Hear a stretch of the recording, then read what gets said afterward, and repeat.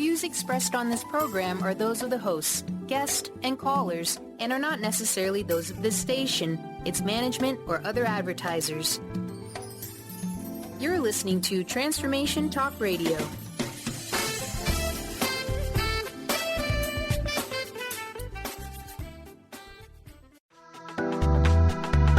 This show's audio was via a Skype call.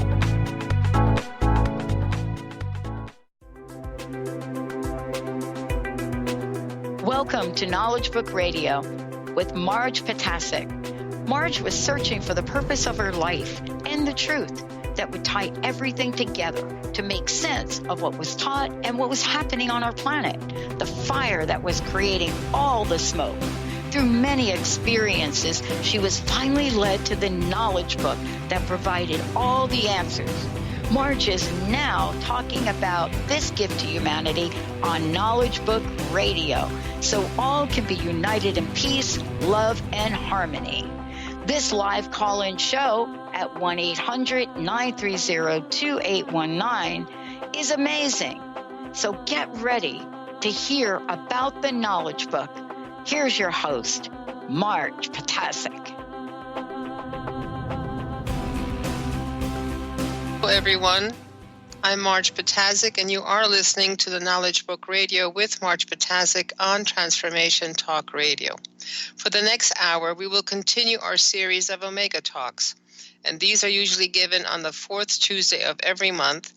And this is a part of a project, which is a part of the unification program of the Call to Friendship Association that's mentioned in the Knowledge Book. Now, what's happening with these talks is that when we talk about certain world topics, whatever they are, we connect that topic on the scientific side, and we connect that to the spirituality by discussing world knowledge and connecting it to the Omega dimension.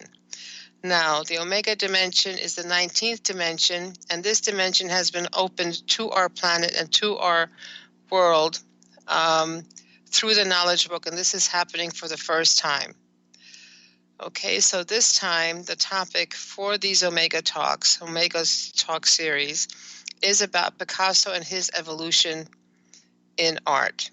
Now, before we go on, I'd like to remind you that the United States website for the programs and studies and obtaining the knowledge book is www.usa.theknowledgebook.net. Again, www.usa.theknowledgebook.net. The Turkish World Brotherhood Union website is www.dkb-mevlana.org.tr. This is also the website where you can get the actual schedule for the reading program.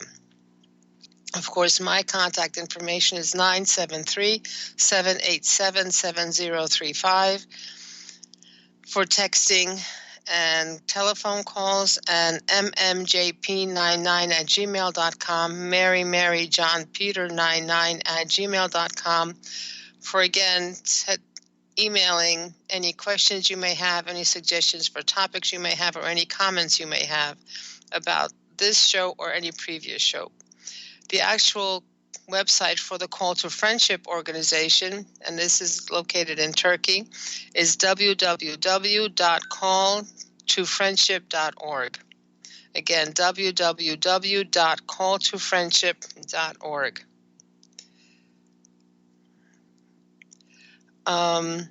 Okay, so that handles all the little items that we need to cover before we go into our actual talk. So please do email or text me with any kind of questions that you may have, any comments that you may have about today's topic or from previous shows. Okay, so today the topic is Picasso and his evolution in art.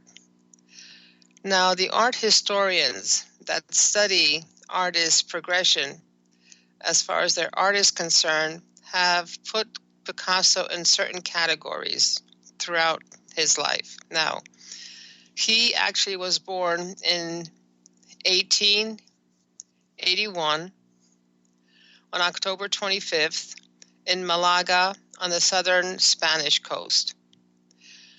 Now, his full name was Pablo Ruiz Picasso, and of course, if you look it up on the internet, there's many, many more names in between, but they shortened it here to Pablo Ruiz Picasso. He actually started his art studies when he was 7, and he actually produced his first painting, which is called Le Picador, at the age of 9.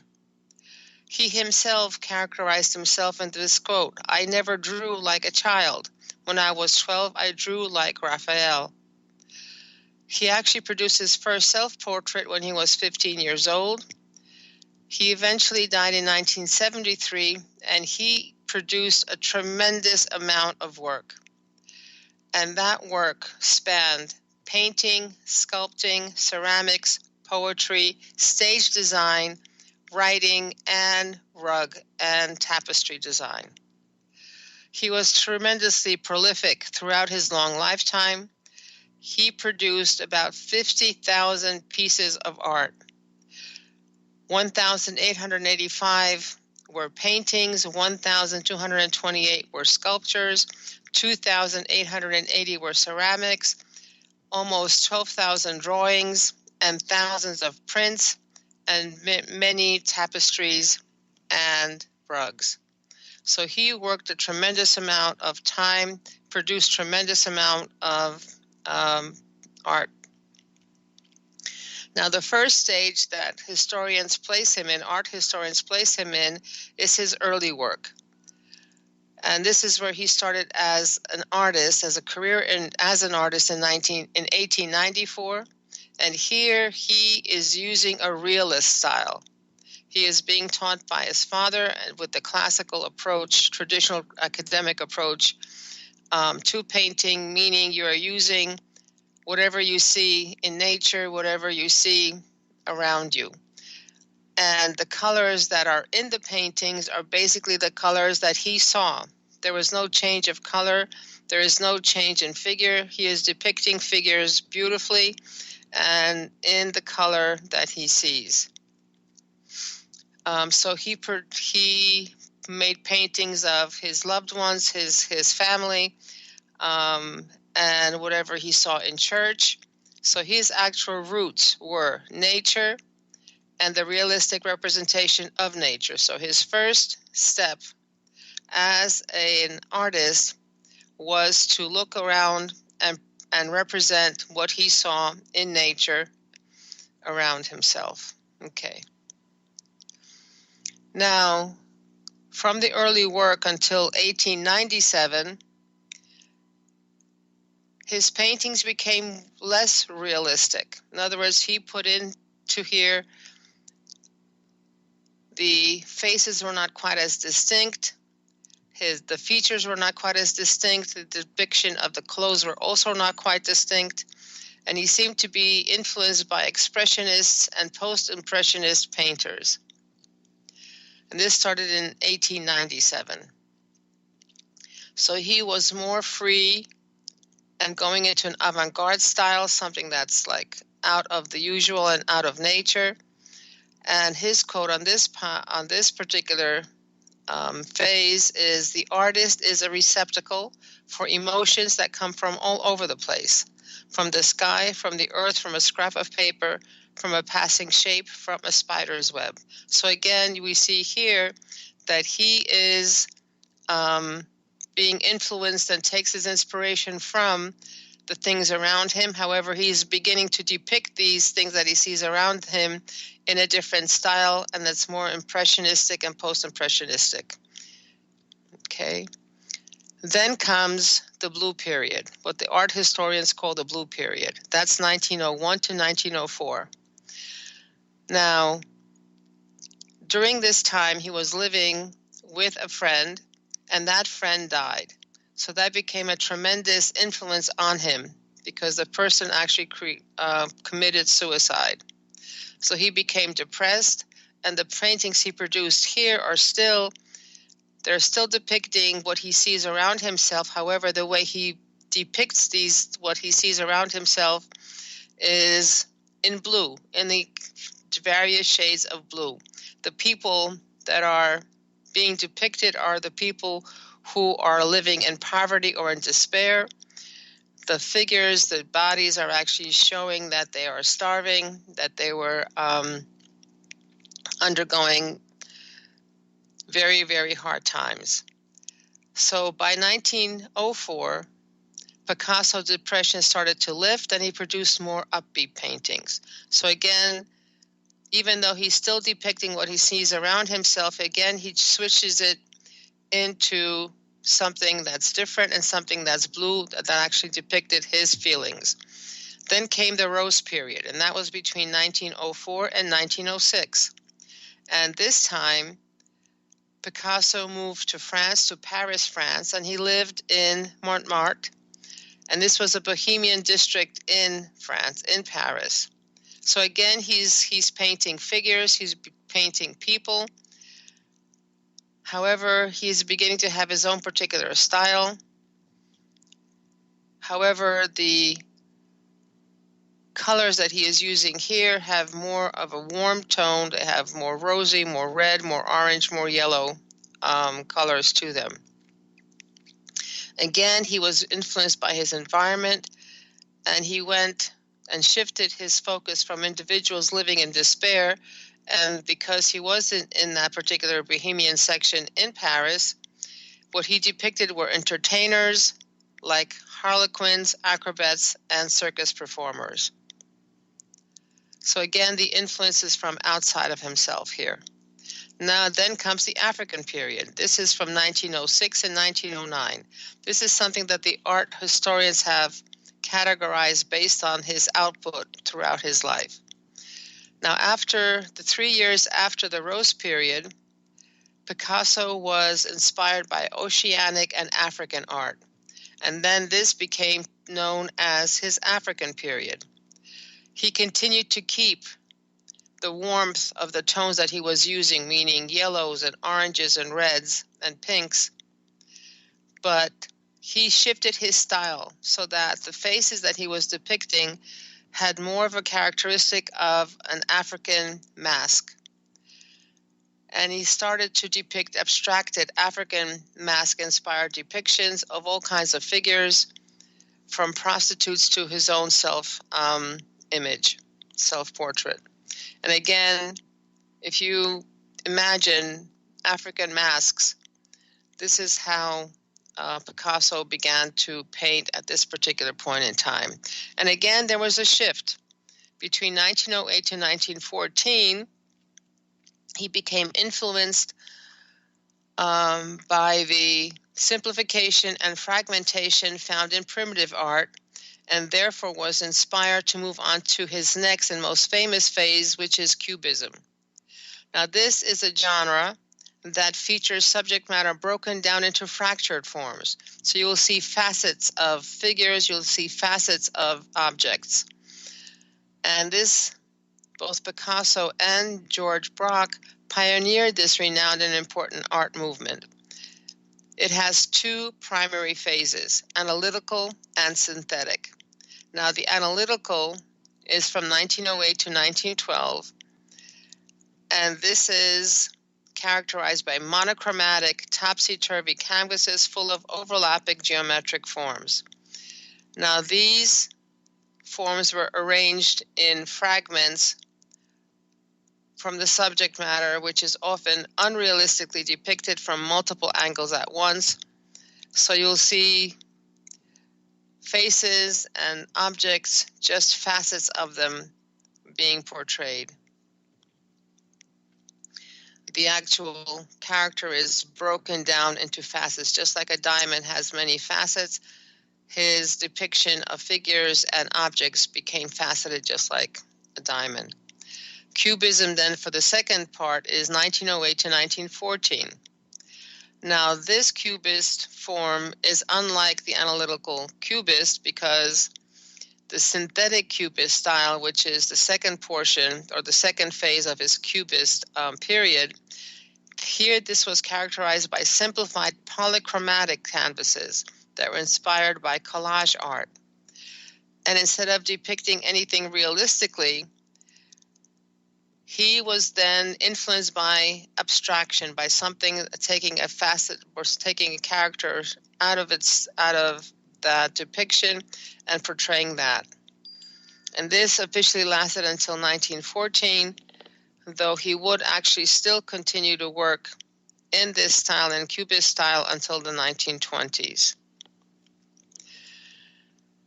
Then Picasso visited Italy, and this became his neoclassicism, or 1917-1925 period. So here he was exposed to Italian Renaissance artists, and he gradually shifted away from synthetic cubism, and he became an artist that depicted what he saw around him in a neoclassical style, meaning it is much closer to what he saw as the product of Greek and Roman sculpture. And again, he was influenced by Italian artists' paintings of figures and shifted what is called the neoclassic period. And he produced paintings that you actually can see what the people are, however, they're more rounded, and they still have the natural colors of what he saw around himself. Then he jumped into surrealism, and this was from 1925 to 1932. And again, he went back to abstraction. He moved away from natural representation, and he had his own style, which is now they're calling surrealist, and this was characterized by dreamy depictions of figures with disorganized facial features and twisted bodies. This surreal quality was brought out by his using an unnatural palette of bright tones and clashing colors, as well as a skewed sense of perspective and a contrast between organic and geometric forms. When you look at these paintings, even though the titles may tell you what this is, however, the depiction does not match what the title is. Woman in a striped chair. Well, there is something that looks like blue with polka dots on it, and there's something that looks like slats around it, and that's it. Woman in a wooden chair.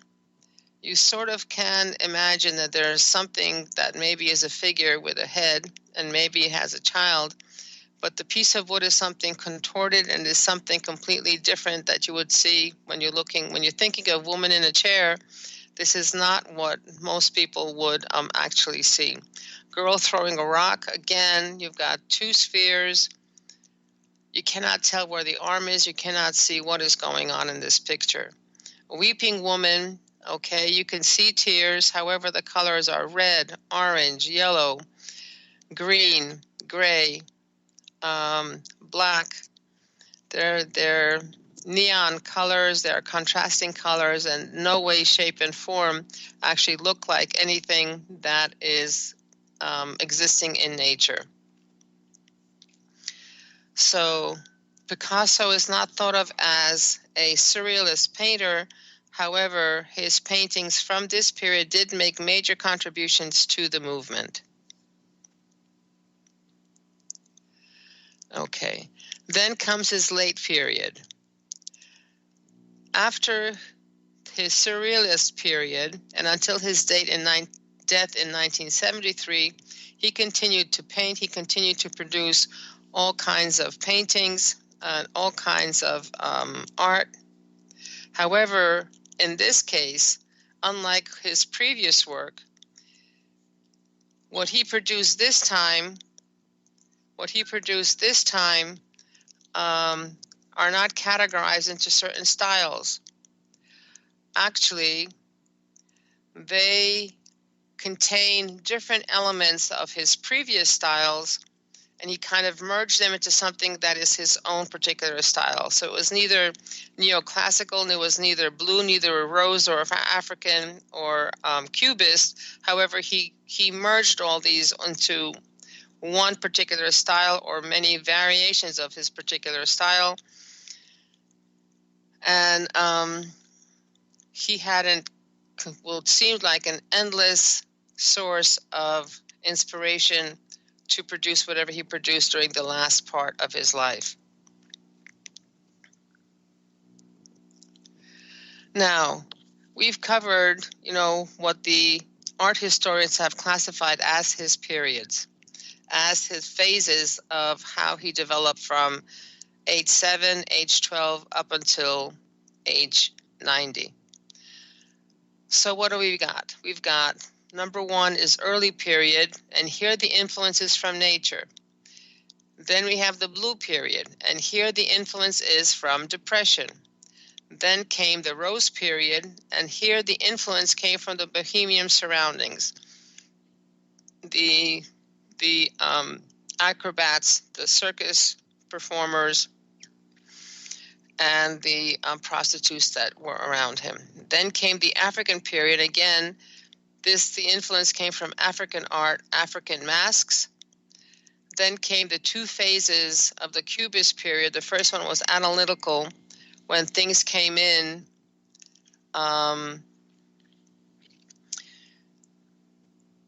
facets, in little portions, being the figure itself or the object itself being broken down into facets and presented that way. And then came the Cubist period, which was a synthetic one.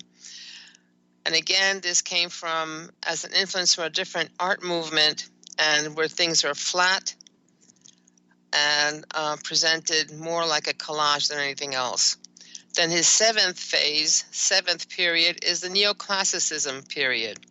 And here the influence came from Italian art masters.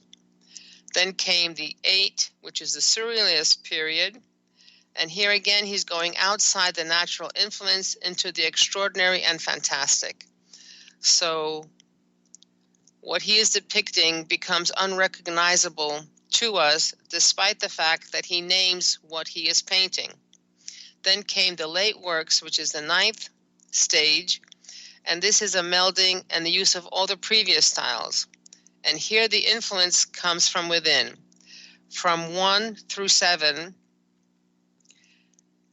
there are outside influences that are impacting him, and he is changing based on those outside influences, while in the 8th, he himself starts then to go into the extraordinary and fantastic and supernatural or supranatural depictions of whatever he sees.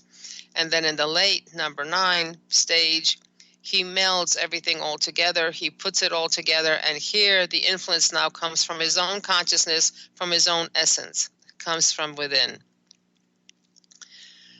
Okay, now there are some famous quotes that we have from him.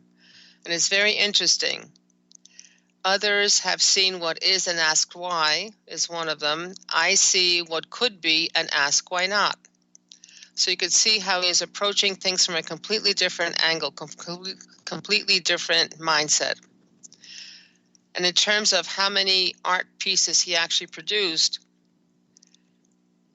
his basis is, and I quote, "I am always doing that which I cannot do in order that I may learn how to do it." So again, he is always going into something new, something different, experimenting, questing, figure things out, and moving onward. And here is another quote: "Art is a lie that makes us realize the truth."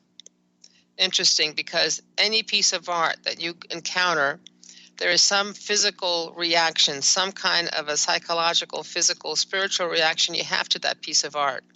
And sometimes that art can hit certain points in you that you never could have realized before outside of actually seeing that. Another quote: "Everything is a miracle. It is a miracle that one does not dissolve in one's bath like a lump of sugar." So when you think about us, when you think of all the component parts of us, and they all are chemical elements, they're all natural elements: carbon, oxygen, phosphorus, iron, manganese, magnesium, sodium, chloride, all of these. Somehow we are held together, something holds us together, something pieces us together. And even despite the fact that water is a universal solvent, we do not dissolve. We stay as a totality.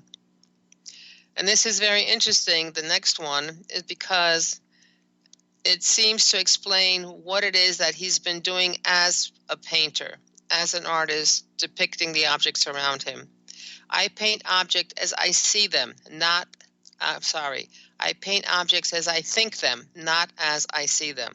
So here we can see that it's the internal inspiration, it's the internal consciousness that allows him to basically show what he thinks should be shown. And in terms of his prodigious output, and many have heard that inspiration does exist, that inspiration is out there, that the muses are out there, and basically you breathe in whatever idea or work of art you produce. And he says, inspiration exists, but you have to find it working, meaning you have to be working at something for an idea to come in, for something to come in order to produce something. Now, when we looked at this bird's eye view of Picasso's development and growth, it becomes very clear that the first 7 periods were triggered by some external trigger, something outside of himself, whether it was depression because of the friend's suicide, whether it's influences from the French quarters that he lived in, whether it's influences from the African masks, whatever the influences were from Cubism, whatever the influences were, they were actually outside of himself, and the source of the inspiration was outside of himself. It also seems that in the last 2 stages, he had put himself together, he had unified himself and was working from his essence. So he went from a truly naturalistic expression and depiction of a human face, or whatever he was depicting, to something which is his most famous work of art, to Guernica, which is very hard to decipher what it is and how it is put together. So, as with everything, I have questions. And Picasso's evolution raises a lot of questions. Is he the only one with this pattern? Is this progression from the inside, from the outside to the inside, what happens with everyone? Are the number of steps significant? Are they always 9, 1 through 7, and then 8, 9? And how does an artist, a writer, a composer create their art? And can anyone be a Picasso? How does an artist become one? Are they born that way, or are they taught? And where does the creative spark originate? Now, as usual, when one is reading the knowledge book and there is a question in one's mind, there is always an answer provided. So the answer given by the knowledge book is this: art, just like every dimension, has 9 layers. Since there is a gradual progression of each dimension, the evolution and the creative power is different between the first step and the last step.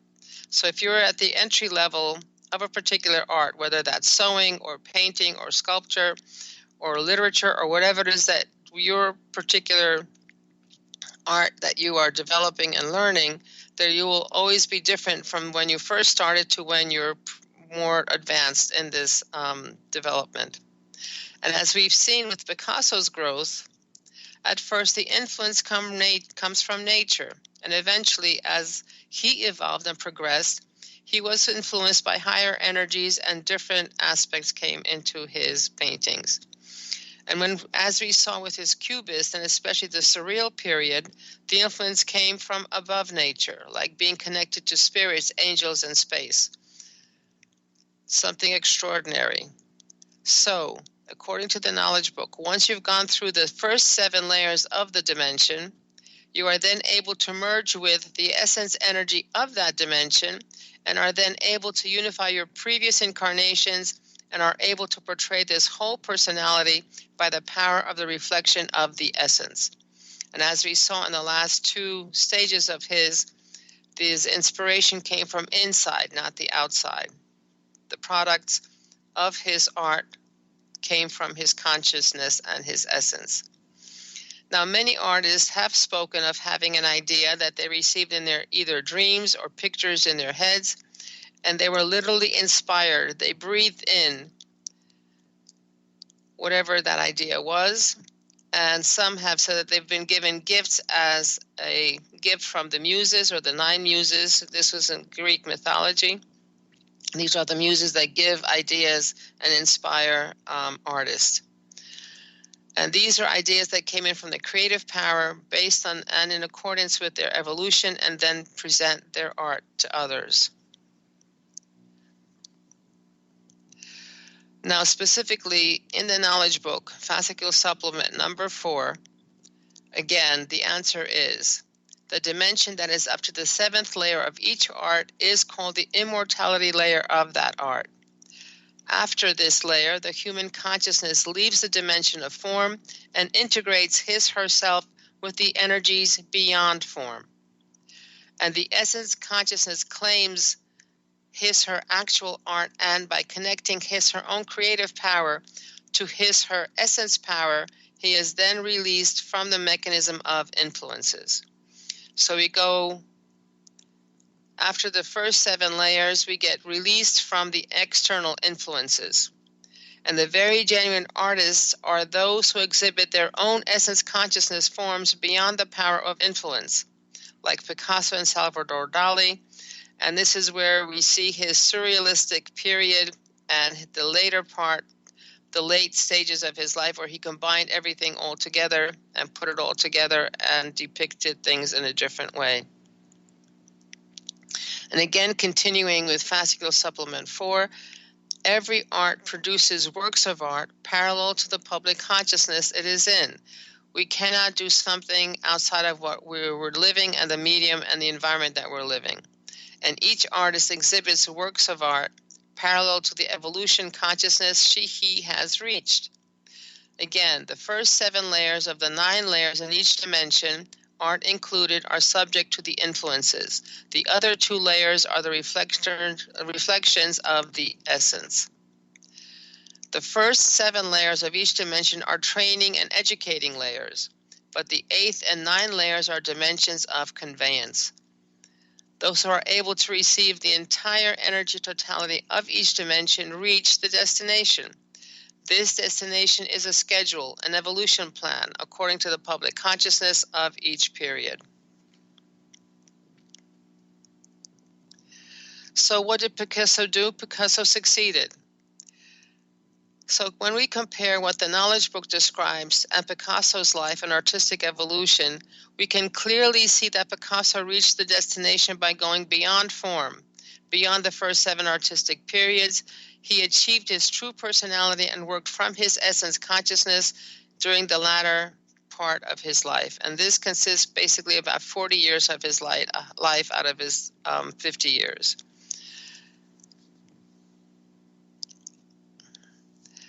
Was Picasso a special person? Can anyone do what Picasso achieved? Well, it's both a yes and a no.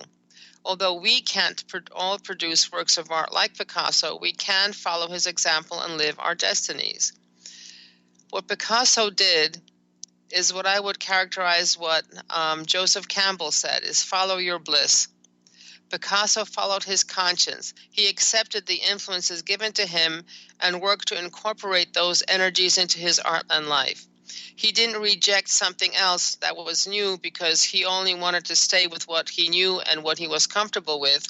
He went ahead and incorporated anything that came at him, whether it was depression, whether it was where he was living, whether it was, Italian artists, whatever it was, or African masks, whatever it was that came into his life, he embraced, he incorporated, he met it with a smile on his face, in the sense of accepting these influences and working with these influences to develop his art further and further.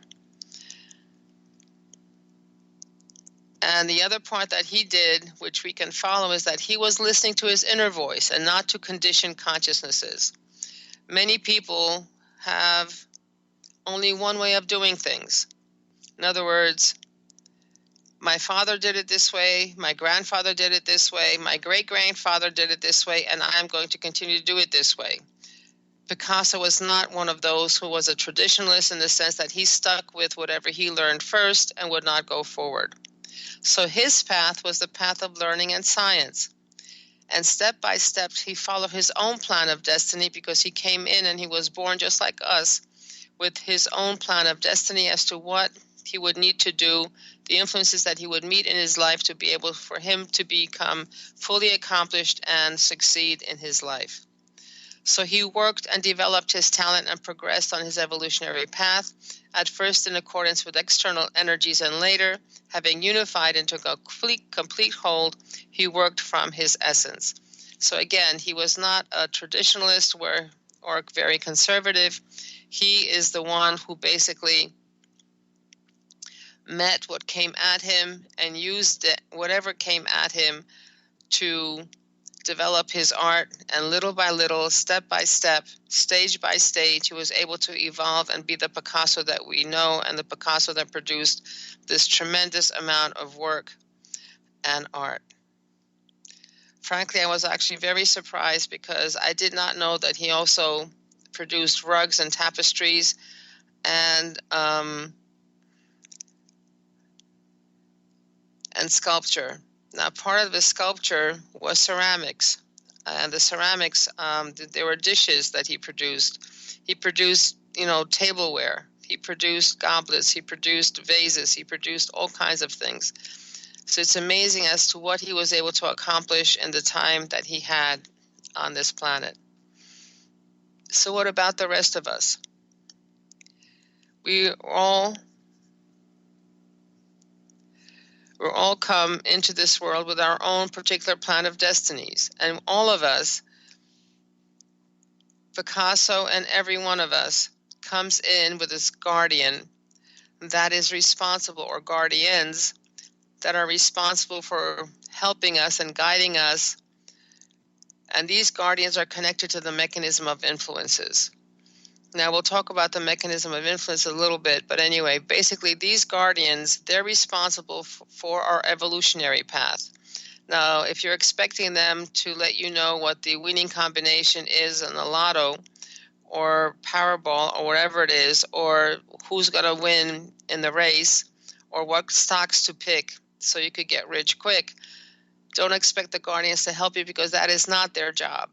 Their job is to guard you and to guide you on your evolutionary path, meaning making sure that we go through the experiences that we need to go through in order to learn our lessons, in order for us to be able to develop as humans, to evolve as humans, and get ourselves to the point where we can succeed in becoming genuine humans.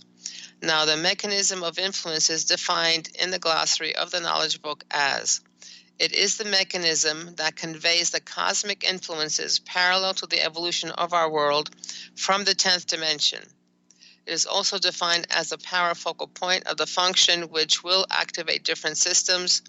So basically, the mechanism of influences is a source of energy, is a source of cosmic energy, is a source of cosmic frequencies that are given to humans. And depending on the human's own level of evolution, depending on the human's status as far as their evolution is concerned, those energies, those frequencies activate certain centers in us, activate certain seeds that were planted in us, and we develop and we grow and we progress step by step.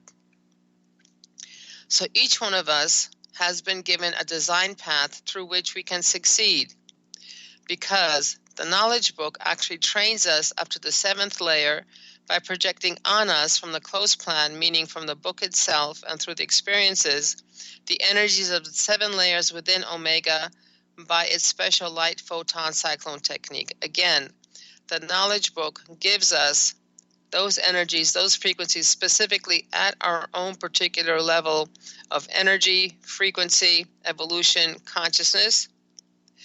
And furthermore, it blocks anything that could be detrimental to us or too much for us, so that could shake us.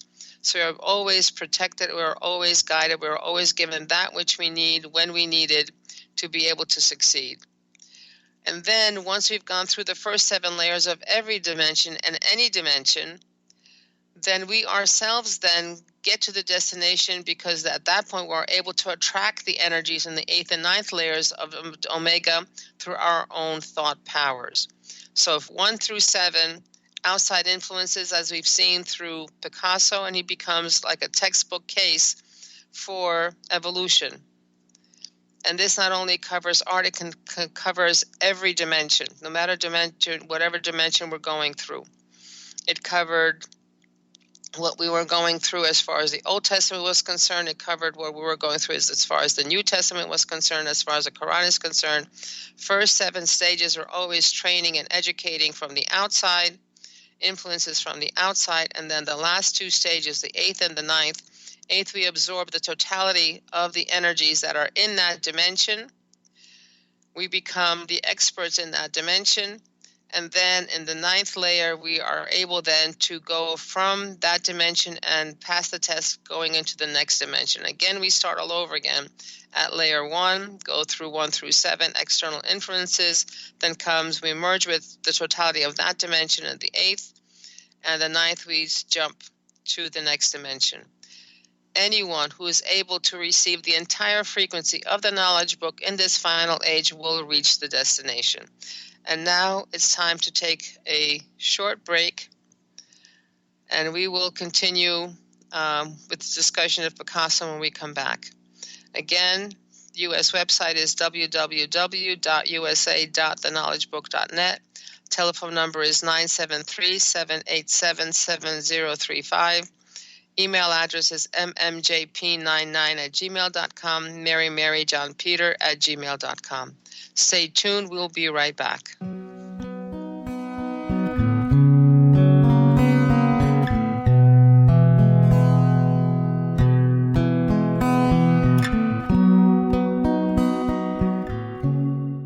Tune in to the Astral Insider, your portal for adventure, insight, and growth with Fernando Albert. And get ready to tour the astral realm, expand your life in ways you've never imagined, and call in for the journey of your life with this world-renowned lucid dreamer, astral projectionist, psychic medium, and healer, Fernando Albert. This is every second and fourth Monday at 9 a.m. Pacific on TransformationTalkRadio.com. A word of caution: if you prefer the status quo and you are not interested in improving every aspect of your life, this book will trigger the shift out of you. The Truth is Funny, Shift Happens is available now. Author Colette Steffen brings the powerful knowledge and life-changing energy and empowerment from the radio airwaves to the pages of her new book. To get your copy in paperback or ebook, visit thetruthisfunny.com today.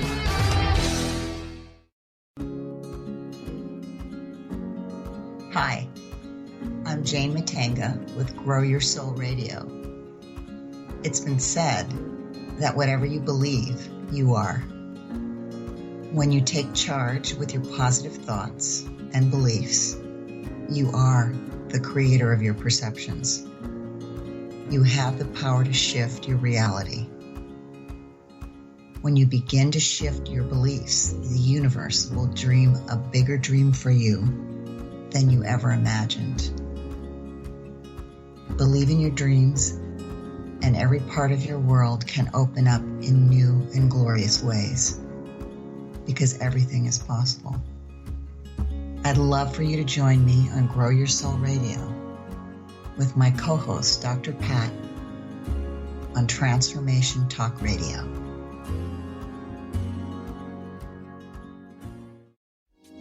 It's time to get your life back on Burn Bright Today with Jennifer Marcinelli. Tune in each month on TransformationTalkRadio.com. Learn to move from the darkness of burning out to the light of burning bright. Jennifer is redefining stress and the energetic causes of burnout, shining a light on process to get your life back. For more information about Jennifer and her work, visit burnbrighttoday.com. Are you ready to finally feel empowered and knowledgeable in your political stance? Let Marcia Padilla-Goad educate you on exactly how important grassroots advocacy is in a relatable way to all perspectives. Tune in to Grassroots Advocacy Radio with Marcia every first Tuesday of the month at 12 p.m. Pacific, 3 p.m. Eastern on TransformationTalkRadio.com. Visit DynamicsInPublicAffairs.com.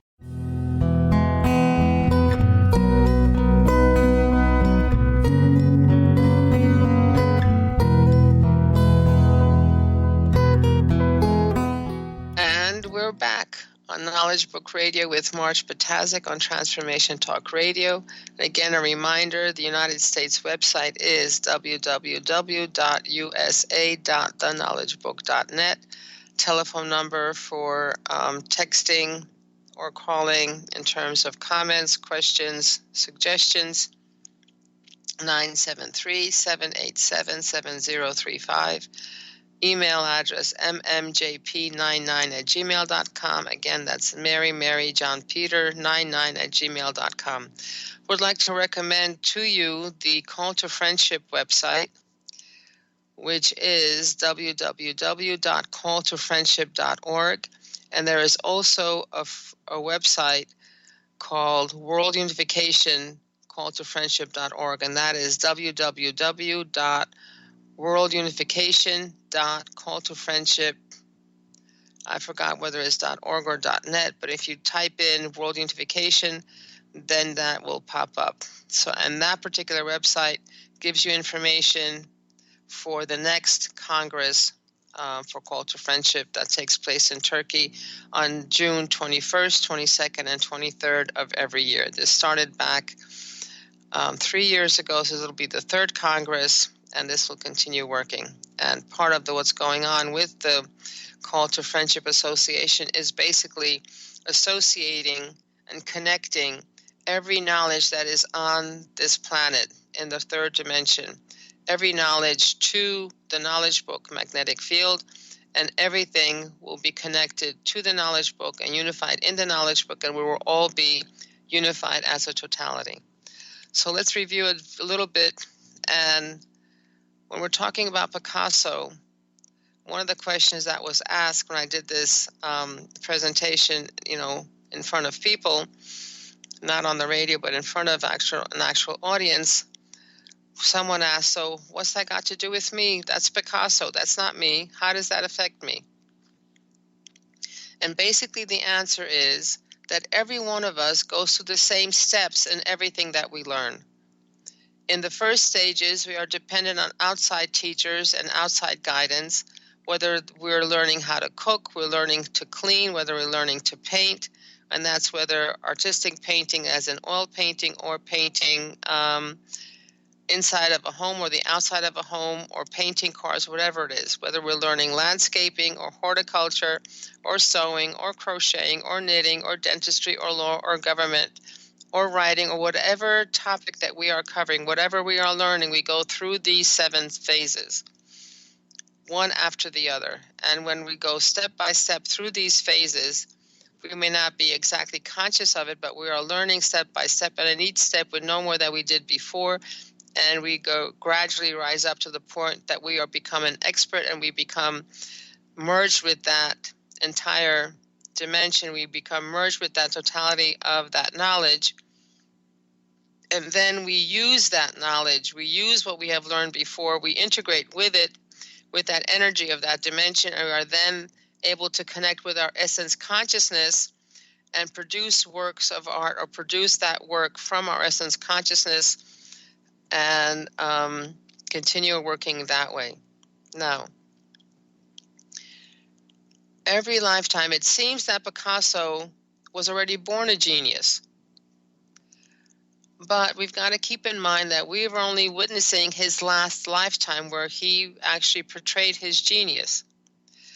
We forget the fact that this last lifetime where he produced his 50,000 pieces of works of art was the culmination of many previous incarnations where he actually was honing his skills. To me, it looks like those first 7 stages, maybe initially he was learning how to paint naturalistic paintings, meaning depicting everything he saw in nature, perfecting his skill, perfecting his arts, the strokes, perfecting color combinations, perfecting the composition of a painting. He, lifetime by lifetime, went through and learned certain portions of his art, and eventually he would die in that lifetime, having learned maybe from 1 through 6 or 1 through 5 of the stages. And then the next lifetime, he would start where he left off, meaning he would be going through and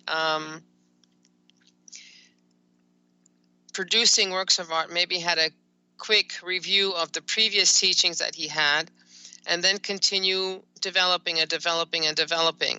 Now, I don't know if anyone has seen Groundhog Day now with Murray. And basically, this person, who's a weather forecaster, wakes up every morning at 5:59 a.m., wakes up in Punxsutawney, Pennsylvania, coming to interview and see, Punxsutawney Phil, and see whether there's going to be 6 more weeks of winter. So he wakes up every morning at the same time. And over having each time the day progresses, each time during the day that progresses, he learns something. And he's able then to basically be eventually at the perfect location to catch somebody falling from a tree, to be able to know not to step in that off the curb at a particular place because there's a big hole there. He's able to help people when they need help, and he's able to eventually learn how to play the piano and eventually lead an orchestra. So what we're seeing in Picasso, we're not automatically born into something that is a genius. We gradually get to that place through the many incarnations that we go through. And this also holds true for us as far as our own evolution is concerned. We've all gone through various stages of religious training. We've gone through various stages of Old Testament, New Testament, Quran, and right now the knowledge book. So we are going through everything step by step, and at each place and each dimension, we are trained in the first 7, and then we merge at the 8 and are able to go on to the next dimension from the 9th. We could also think of it as basically like going to school. In the first grade, we do math. But in the first grade, we go to school every year, and every year we learn a little bit more. So in the first grade, we do math, addition, subtraction, multiplication, eventually fractions. We go up and up the chain. Then we may learn algebra. Then we may learn calculus. But it's a stepwise process. Again, when you're in the first grade, you learn certain skills, as learn what the numbers are. You can count a certain amount of number. You learn little by little, step by step, and each grade builds on the grade before, just like each life builds on the life we had before. So we come in already prepared. We come in already having some of that knowledge, some of that skill already ingrained in us. And when we see Picasso, he went through the first stages, the 7 periods fairly quickly. 4 years here, 4 years here, 4 years here, 5 years here. It's as if he was going through a review process of his previous lives, a review process of what he had previously learned. Let's say a quick brush up of what, no pun intended, a quick brush up of what he had covered previously. And he's then able to progress and build on it, incorporate it, and actually become the actual genius production artist that he became. And we also, as humanity, went through all kinds of training as far as going through all our religious training. We did it in the same way. So what does Picasso have to do with us? He basically is showing as a textbook case of the process we go through every day. We may not realize that's what we're doing. However, that is what we are doing. And we do have guardians. We do have the mechanism of influences that gives us energies and frequencies when we need it, how we need it. And of course, we have the knowledge book that allows us to get those energies at a very dosage and need as we need it, and protects us from anything that could actually harm us. We are getting hit with tremendous amount of energies because we need to evolve quickly. We need to be able to progress very quickly because time is short and we are running out of time as far as getting our act together and unifying as humanity. So the knowledge book is here to help us in this. And the knowledge book is here in this program. The call to friendship is actually unifying all the knowledge that we have and all the art that we have on this planet into one unified whole, into one totality, and we're connecting it to the central union of suns, which is a dimension of the All-Merciful, which is in the light universe. So we are here on a path. We are here all together. We are here trying to unite people so that everyone actually understands what is happening, how it is happening, and what our part in it is. Every one of us, every single one of us, not only humans, but everything that exists, living or non-living, everything that exists is here with a mission. And we need to realize that we do have a mission, that we do have something to accomplish, and figure out and learn what that mission is and actually carry it out and finish it. So I think that's about all that we have for today. Until next time, take care. You've been listening to Knowledge Book Radio with Marge Potasic. Marge was led to the Knowledge Book, a gift to humanity, and its time of transition to the Golden Age that provided the truth and energies and frequencies. Now, she shares information from and answers questions about the Knowledge Book with you each Tuesday at 1 p.m. Pacific, 4 p.m. Eastern on TransformationTalkRadio.com. For more information, visit Marge at usa.theknowledgebook.net.